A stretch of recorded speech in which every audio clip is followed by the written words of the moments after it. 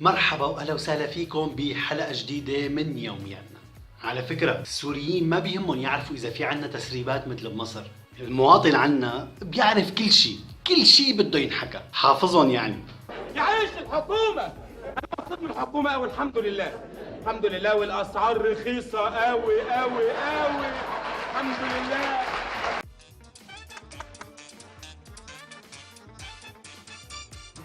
على كل نحن في عنا مواضيع نهتم فيها اكثر من التسريبات. ولو مثلا الاعلام السوري وفي سابقه من نوعها استقبل رجل اعمال صيني، وبغض النظر انه الزلمه ما حكى غير كلمتين، بس الاسئله كانت حساسه ومهمه للغايه. Mr. China Hall, what's your impression of Syria after this visit? شو انطباعك خلال الفست تبعك الى سوريا؟ يا ترى كنت مرتاح بالفست تبعك؟ بمعجم اوكسفورد مو ذاكرين انه في فست، بس ذاكرين انه في فيسا وفي فاستر كارت كمان. شوفوا المترجم ورجل الاعمال الصيني قديش كانوا محتارين، متفاجئين، مشلولين على الكراسي، ما بيعرفوا شو بدهم يحكوا، شو بدهم يعملوا.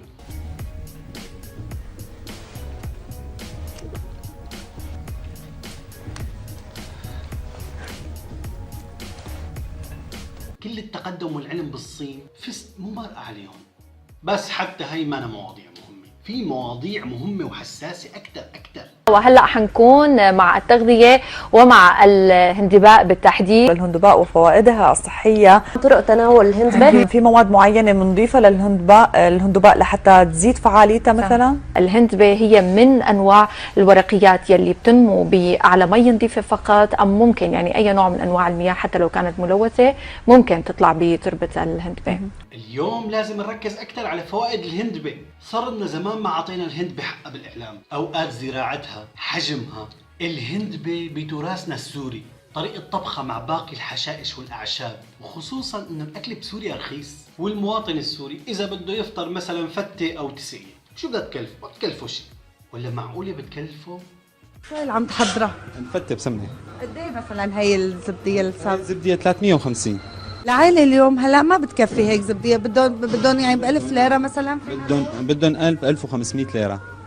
هي مشان فطور يوم الجمعة مثلا. نعم. نعم. اسمع يا رضا، كل شي عم يغلى ويزيد. لهيك خلينا على الهندبة والحشائش، هاد إذا توفروا لبعض العالم يلي انتو بتعرفوهن ما عم يوصلون شيء. أما أنا كمواطن اتركوني عم أحلم يا أخي، لا بدي تسريبات، ولا بدي الصين، ولا بدي الهندبة، ولا بدي الفتة كمان. اتركوني يا عمي احلم ببيتي قاويني بهالبلد، احلم بوظيفة اكفي ولادي، احلم انه يكون في عنا عدالة بهالبلد، احلم انه يكون في عنا ديمقراطية، احلم انه يكون في عنا حرية. اتركوني بس احلم. سلام. فضنا